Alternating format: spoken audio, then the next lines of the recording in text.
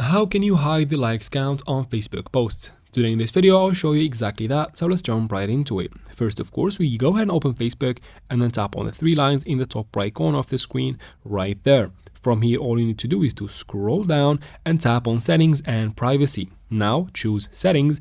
Once you open Settings, look for Reaction Preferences. This one right here, go ahead and open it.